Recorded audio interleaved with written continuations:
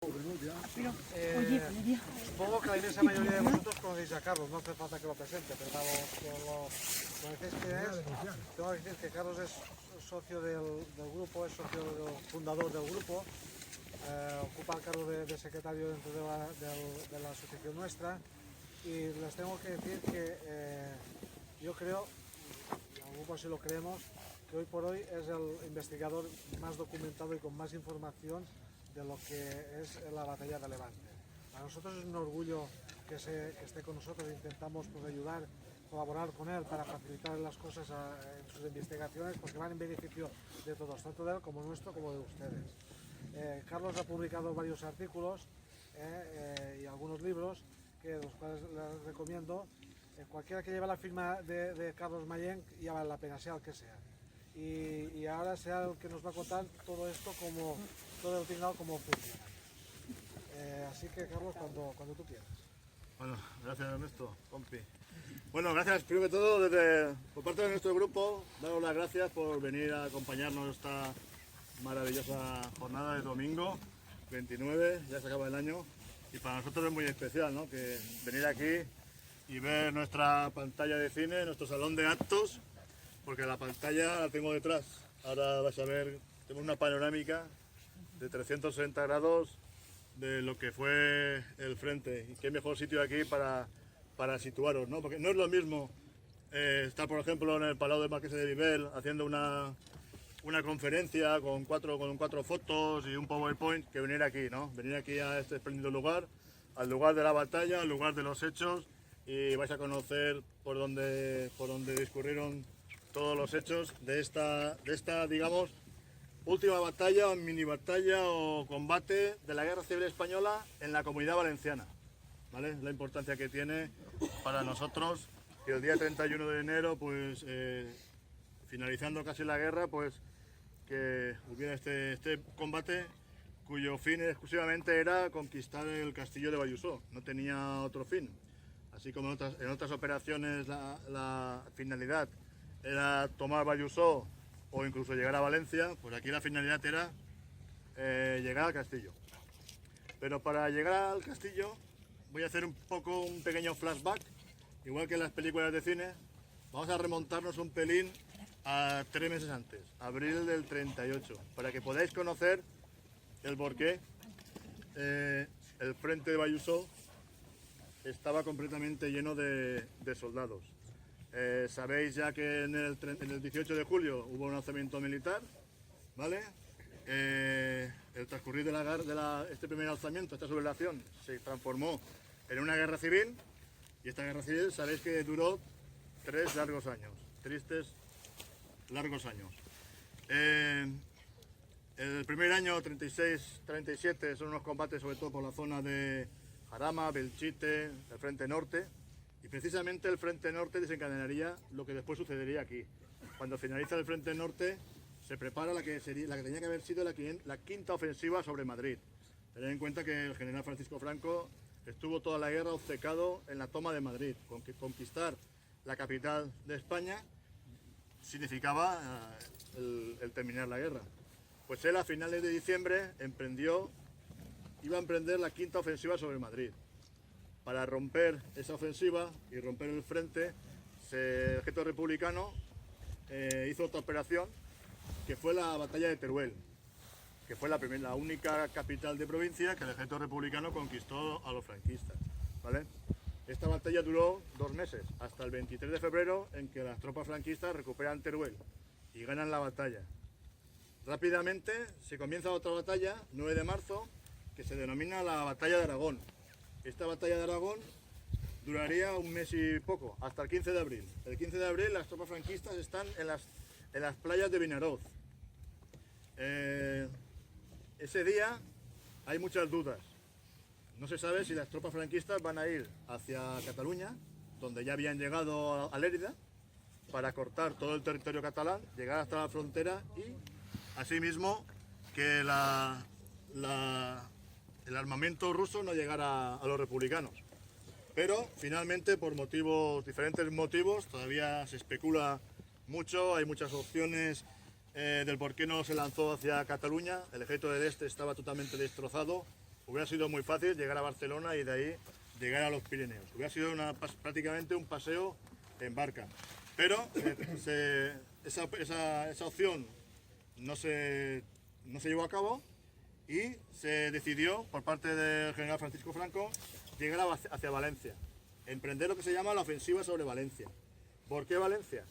Porque llegando a Valencia, por la carretera de Madrid, digamos que por la puerta de atrás se llega también a Madrid, porque prácticamente Madrid estaba totalmente rodeada por el ejército franquista, excepto la carretera de Valencia-Madrid, que era la única parte, la única zona controlada ya por el ejército republicano. Esa era la idea que se tenía de esta gran operación. En principio se llevó con mucha alegría, con mucha confianza.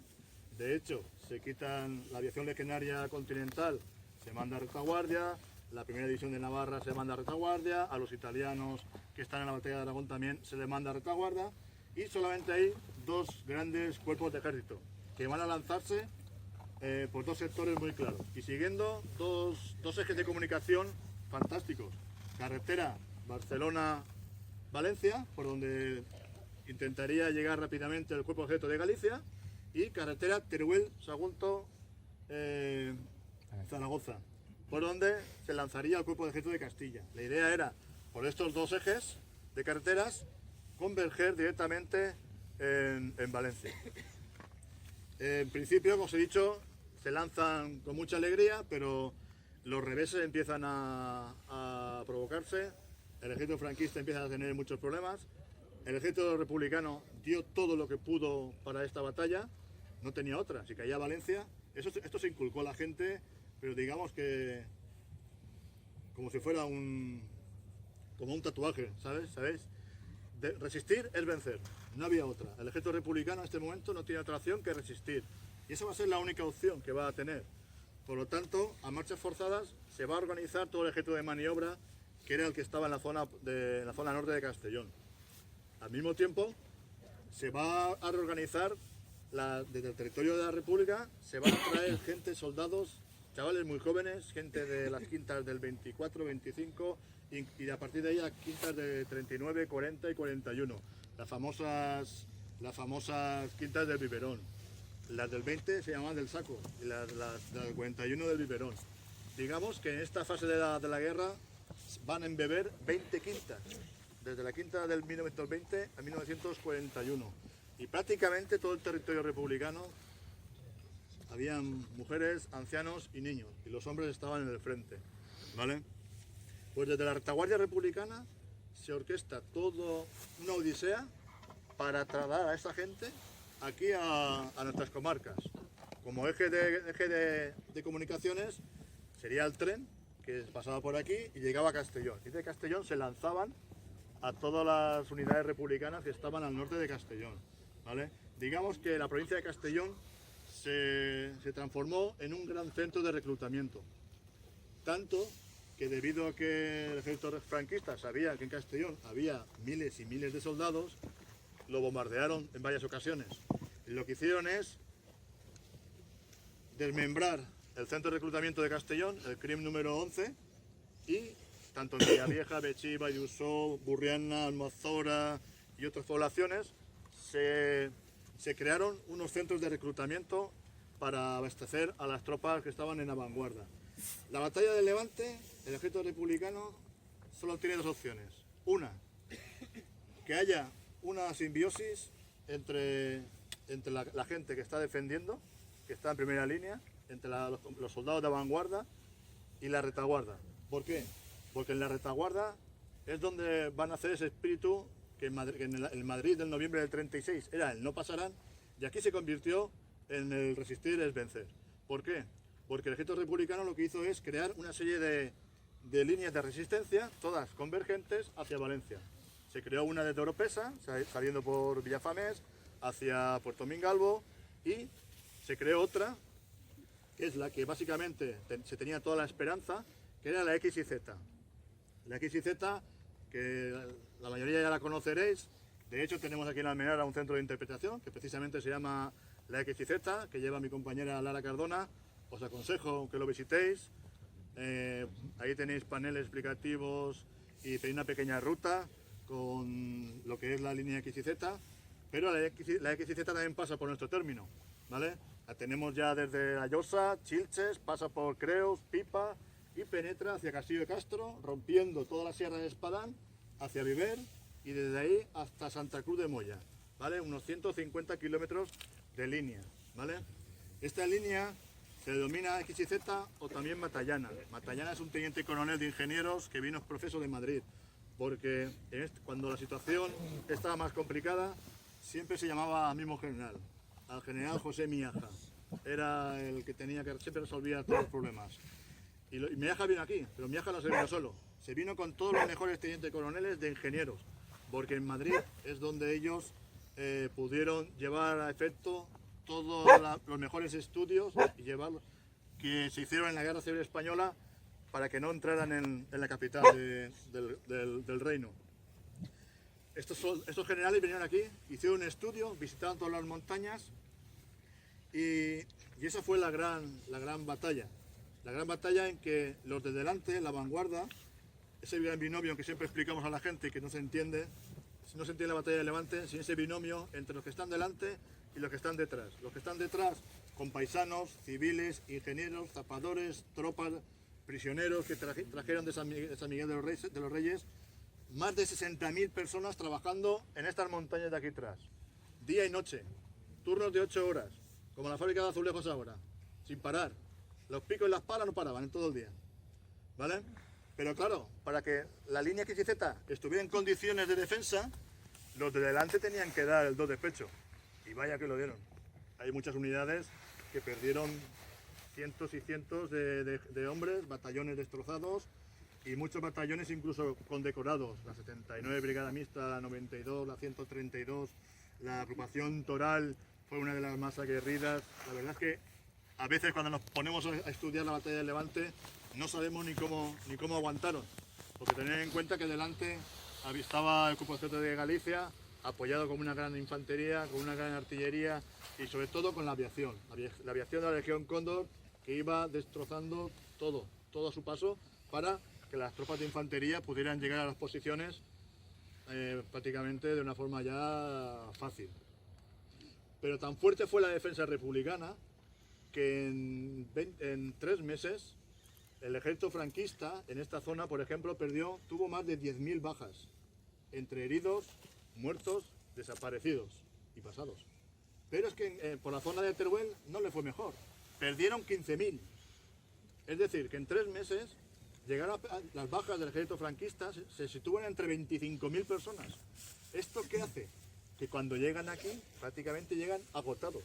Es más, y más importante, perdieron muchos mandos intermedios, muchos alféreces, sargentos, tenientes, que son los verdaderos artífices de que una compañía de 50 personas pueda ir a tal sitio o un batallón pueda llegar a tal cota. Pues se rompió la cadena y los soldados y los que habían no tenían suficiente calidad profesional para mandar a tropas de ese nivel.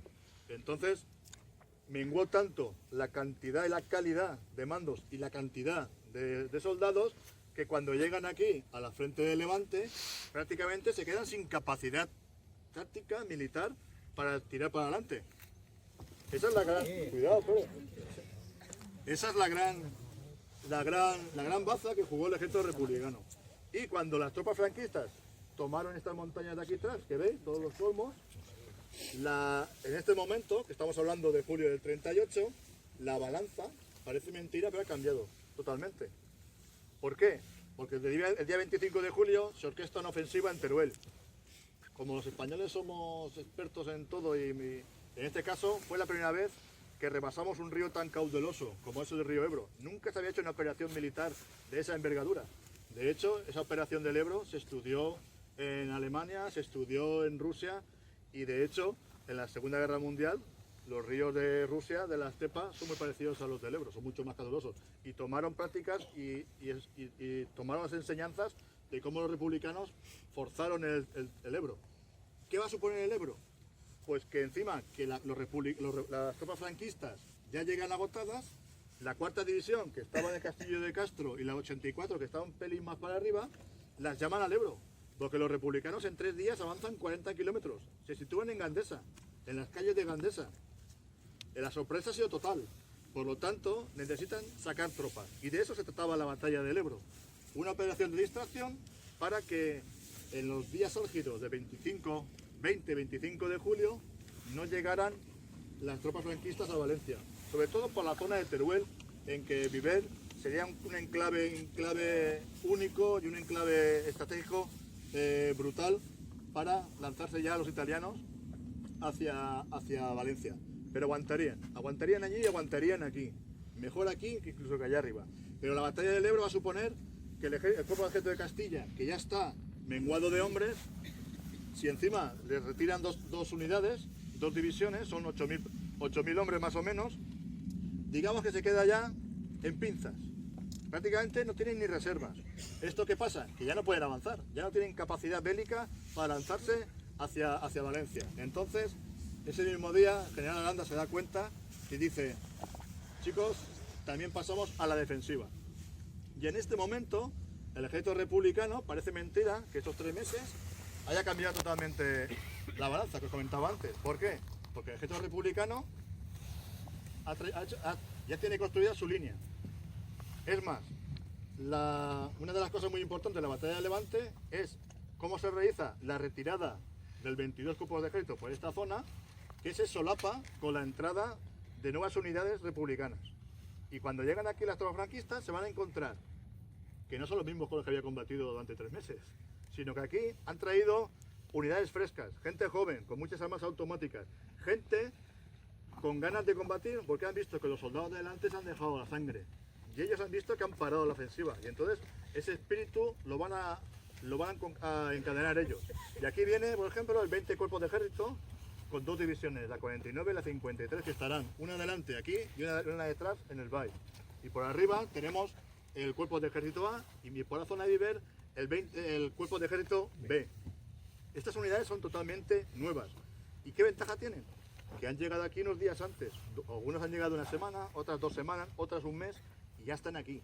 Han estudiado el terreno. Ya saben las órdenes que tienen que cumplir independientemente de por donde puedan hacer una ofensiva. Da igual, ellos lo tienen estudiado. Y por ejemplo había una ofensiva por aquí, ellos ya sabían el esquema táctico que tenían que hacer. Si entraban por la zona del Espadán, ellos ya sabían perfectamente cómo tenían que defenderse, cómo tenían que situarse las reservas. En fin, lo tenían totalmente estudiado y orquestado.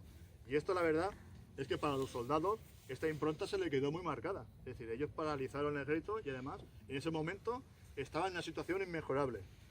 En la parte de aquí, en la parte sur, digamos, el ejército franquista lo tuvo un poco peor. ¿Por qué?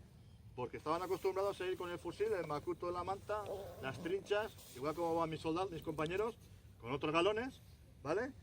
Y de repente tuvieron que dejar el macuto en tierra, el fusil, y empezar a construir 4 parapetos en piedra seca y poco a poco crear una línea de resistencia. Y al final tenemos que unos meses después tenemos que la Sierra de Espadán y toda esta zona de aquí tenemos 2 grandes sistemas defensivos, dos grandes murallas, tipo la muralla china, pues 2, que rompen toda la Sierra de Espadán hacia Gaibiel y hacia Jabalambre.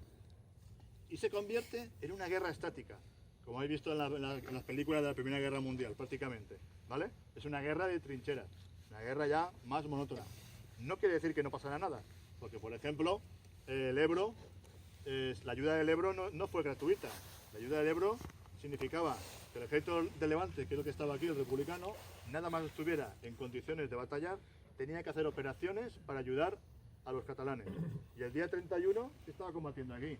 El día 12 de agosto estaba combatiendo en San de la Pedra, aquí al lado. En el rincón de Arnau, por la zona del Toro. En septiembre, la batalla de Jabalambre. En noviembre, la batalla de Nules. Una batalla espeluznante. En 4 o 5 días, el ejército de la República, para que pudieran salir las brigadas internacionales del Ebro, de la parte sur del Ebro, orquestó una operación militar aquí que fue un descalabro, con más de 5.000 víctimas del bando republicano. El bando franquista tuvo casi 1.000 también, ¿vale? Un descalabro total. Y llegamos a diciembre. Ya estamos ya cerquita del día 31. El día a día, os resumo muy fácilmente cómo era.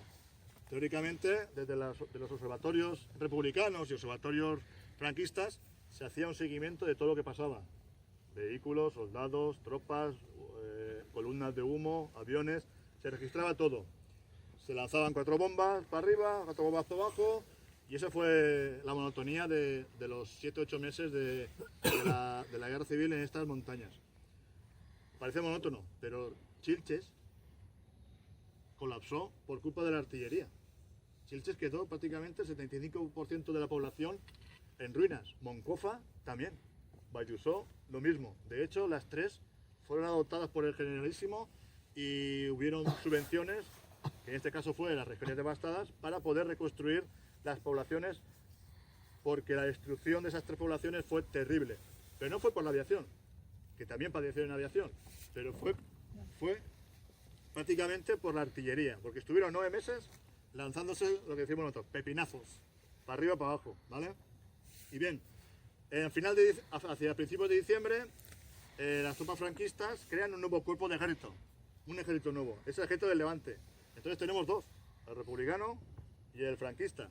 Lo mandan Orgaz, es destinado aquí a mandar esto, a mandar este sector, el ejército del Levante franquista. Debido a que las fuerzas estaban, digamos que en calma chicha, tranquilamente, que estuvieran en calma no quiere decir que estuvieran bien, porque pasar ahí los rigores del verano, pasar los rigores del invierno, no es fácil. Las crónicas, las memorias nos dicen que era absolutamente un desastre estar ahí, pasar 24 horas en las montañas.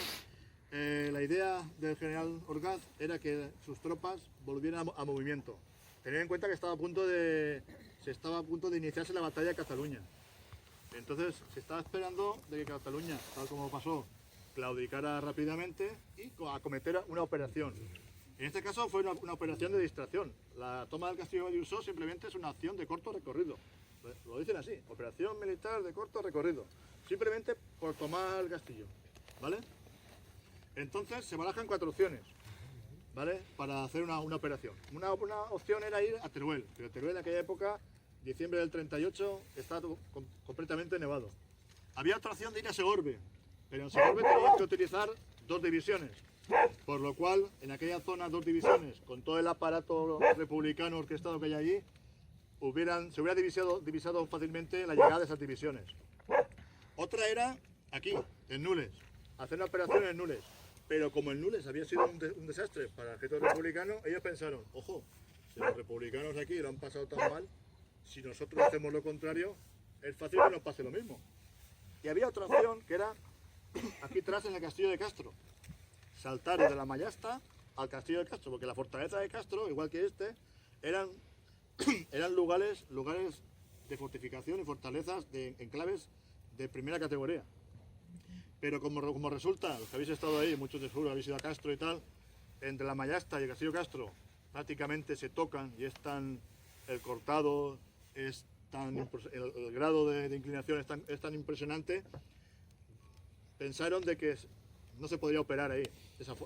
Con esa zona, operar ahí era lanzar a las tropas a morir directamente. Y entonces se realizó un estudio hacia el 13 de diciembre, más concreto ya hacia 20-23 de diciembre. Ya se llegó, el general Franco ya le llegaron las operaciones a estudiar. Ya él dio el ok, tenemos incluso el telegrama de Franco diciendo ok a esta operación, y ya se preparó la toma del castillo de Valluzó para el día 31 de diciembre. ¿Quién estaba defendiendo esto? Pues tenemos aquí a la 75 Brigada Mixta. Cada brigada tenía 4 batallones. Un batallón lo teníamos aquí delante, en la Riera, en el Puntal Redó, en la Mayada, o la Montañeta Redona, que dicen en Villavieja. Otro batallón lo teníamos aquí en el castillo, desde la Cervera por aquí, y otro batallón estaba delante por donde hemos subido. Y el cuarto estaba un poco más en reserva, por donde es el camino de la Nogalet. Tenemos el camino de la Nogalet, ahí teníamos otro batallón. Y había otro quinto que estaba en la zona de Valluzó. Como veis, una brigada. Y para realizar una operación militar necesitamos, sobre todo, más tropas atacantes que defensivas. Y por parte de atacante, por aquí se desplazaron 2 batallones. el 10º y 11º batallón de carros de combate número 2. No os dejéis engañar, no eran de carros, no eran tanques, eran soldados de infantería. Pero el batallón, el regimiento, en el 36 se deshizo, ¿vale? Y se pasó a infantería. Por aquí operarían 2 batallones y tal vez la llave la tendrían 2 batallones que se desplegarían por el COI de Blerar, que se llama, y por la parte de la cota 221, que está aquí abajo, y estas cotas que hay aquí atrás de la Riera. Aquí desplegarían 2 unidades que en aquella época eran tal vez de las más aguerridas, las más profesionales y de las que mejor sabían luchar en territorios como este, porque eran tropas africanas, regulares, tercer tabor de regulares Ceuta número 3 y la Mejala de Gomara número 2, ¿vale? Estas tropas normalmente cuando tenían que romper, el ejército franquista tenía que romper una zona muy complicada, eran ellas las que rompían, porque los soldados republicanos les tenían pavor, tenían muy mala prensa, sabían que por donde pasaban no hacían prisioneros. Entonces siempre se aprovechaban a estas tropas para romper los sectores más débiles, ¿vale? Y aquí era un sector bastante débil y fácilmente indefendible. Era una zona bastante factible de que ellos pudieran llegar hasta aquí. ¿Por qué llegar hasta aquí? Porque toda la zona de arriba que veis estaba plagado de tropas franquistas. Por lo tanto, el castillo, si tiene 360 grados, al conquistar esa cota, las tropas franquistas tenían prácticamente el 330 grados de control del castillo. Por lo tanto, lo que hacían era que las reservas republicanas no pudieran llegar aquí. Esa era la gran baza que se jugó, ¿vale? El ejército republicano, como bien ha contado Ernesto al principio, jugó la baza de resistir aquí hasta el último hombre prácticamente. ¿Por qué? Porque esta era la única zona por la que podían subir hacia arriba y no había otra. Al tener el control de aquí, se pudo hacer la siguiente operación que ha contado Ernesto más tarde. La verdad es que la operación, ya os he comentado antes, que por parte republicana dieron el do de pecho, y eso que eran pocos y mal avenidos y sin comida, prácticamente sin nada. Por parte franquista también hubo momentos de mucho ardor militar. Ya os he comentado Ernesto la medalla militar que se dio aquí. Aquí se otorgaron 4 medallas más. Cuando las primeras tropas de soldados que llegan al castillo se dieron 4 medallas más. Y se hizo con mucha dificultad, para que veáis que la defensa republicana también fue muy fuerte, ¿vale? ¿Y cómo se hizo? Pues hay un truco. Y como esto otra vez, los españoles somos los más avanzados. Desde submarino, desde Izar Peral, imaginaros. Aquí se hizo una táctica novedosa también que no se había hecho nunca en la vida, en otros ejércitos. Es que acoplar la artillería a la infantería, ¿vale? Lo que se hace normalmente es, ¿qué pasaba en otras batallas? Pues que los soldados republicanos defendían y cuando venía la aviación o venía la artillería, se escondían en sus refugios, salían de las trincheras, se escondían en sus refugios. Cuando saltaba la infantería, les daba tiempo a salir a los republicanos antes de que llegaran las tropas de infantería enemigas a las posiciones. Entonces siempre ganaban los republicanos, ¿vale? O les dificultaba mucho el avance. En este caso, ¿qué se va a hacer? Pues pensaron, pues vamos a intentar que las tropas de avanzadilla, que van en ofensiva, lleguen antes que las republicanas. ¿Cómo? Pues solapando en un binomio entre la artillería y la infantería. La infantería sale, la artillería hace su barrera, pero a medida que la infantería va subiendo, las alzas de los cañones van alzándose y siempre tienen los obuses delante. A medida que van subiendo, los obuses los tienen delante. ¿Qué pasa? Que los republicanos están aquí agazapados. Ellos hasta que no cortan la batería de infantería, no cortan de repente, ellos no salen. Entonces, ¿qué pasa? Que se realiza esa operación que muchas veces causaba muchas bajas a la propia infantería y se estuvo operando hasta que prácticamente llegaron aquí a los lienzos de la muralla. En ese momento cortan la barrera, la infantería a todo meter se mete por el castillo, lo rodea y prácticamente coge a la guarnición que estaba todavía en los refugios, la cogen. Los soldados, muchos se hacen algunos prisioneros y otros corriendo como pueden Pues bajan por aquí por la Cervera, bajan por aquí por los Scouts, bajan por donde pueden, ¿vale? Lo que hace el ejército franquista en este momento, estos dos batallones, es organizarse rápidamente para, en cuestión de que si hubiera la posibilidad de que el ejército republicano hiciera una contraofensiva. Efectivamente, al final de la noche se lanza un batallón a retomar otra vez las posiciones del castillo.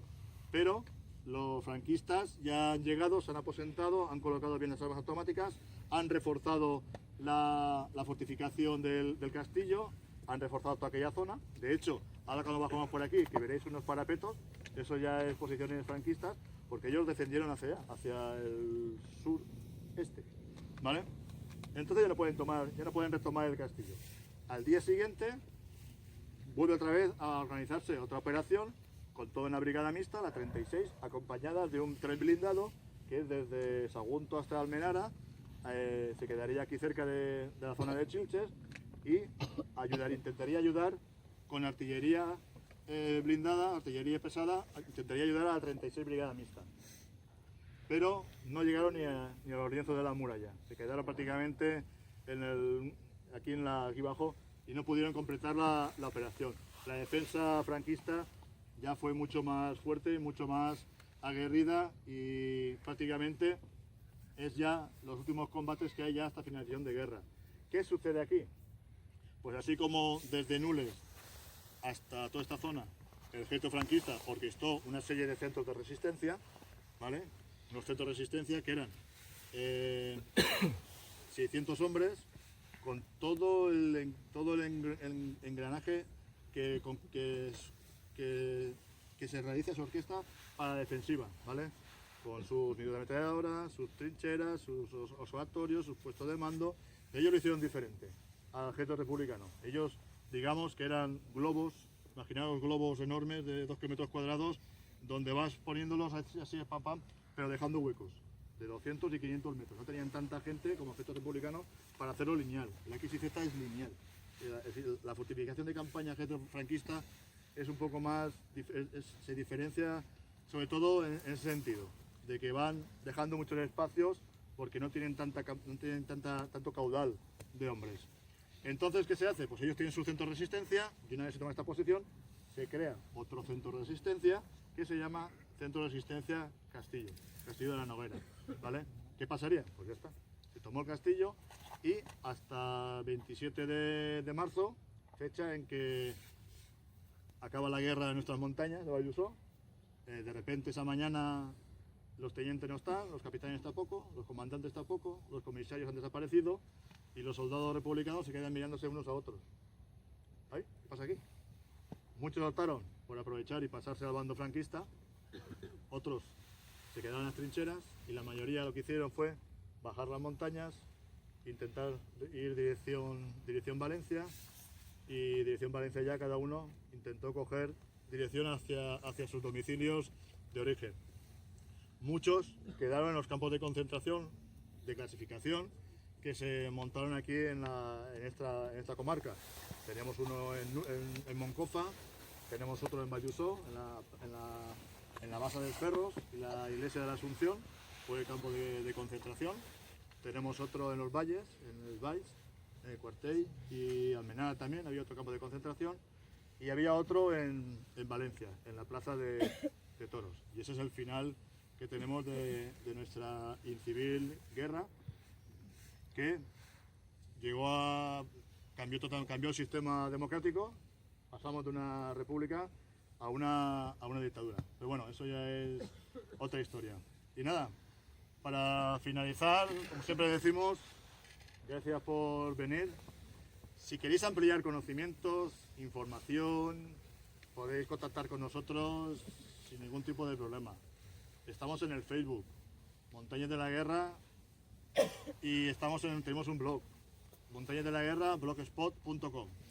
Podéis haceros amigos, compartir nuestras actividades, nuestros conocimientos. Tenemos PDFs, artículos, revistas, libros, en fin, tenemos material para parar un camión, ¿vale? Lo tenéis a vuestra disposición. Nosotros, nuestra asociación, vamos a Ávila, vamos a Roma, vamos a donde sea, a traer documentación para vosotros, porque nosotros no nos quedamos nada. Nosotros vamos aumentando nuestra calidad de conferencias o de charlas o de publicaciones, porque aunque somos 15, tenemos 5 o 6 investigadores históricos, algunos aerotrastornados también, y la verdad es que tenemos un grupo multidisciplinar, incluso tenemos un arqueólogo, ¿vale? Así que tenemos para gente de todo y para todo, y lo hacemos para esto, para que vosotros podáis disfrutarlo, porque nuestro leitmotiv es que la gente conozca Valluzó, conozca nuestras montañas. Nos encanta hacer pueblo, nos encanta que hayáis venido de tan lejos para visitar nuestro pequeño museo al aire libre, porque tenemos un grupo aquí, solamente en Valluzó tenemos más de 100 nidos de ametralladora, no sé cuántos miles de metros de parapetos, no sé cuántos miles de metros de trincheras, no sé cuántos refugios, puestos de mando, observatorios, en fin, que os abro las orejas para que podáis volver a visitarnos. Aquí atrás tenemos cantidad también de vestigios. Tenemos, aprovechando que está la concejala de Servicios Sociales, han abierto una senda, se llama X y Z, una senda de 2,5 kilómetros que discurre precisamente por la línea originaria que se construyó la República, y estáis invitados. Nos tenemos al lado de la Joya de la Corona, que son nuestras grutas de San José.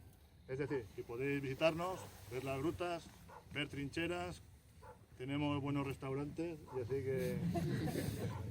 así que estáis todos invitados. Y si algún día queréis venir, oye Carlos o Ernesto, ¿podéis haceros algún sitio donde podamos ir, aquí, allá? ¿Podéis acompañarnos?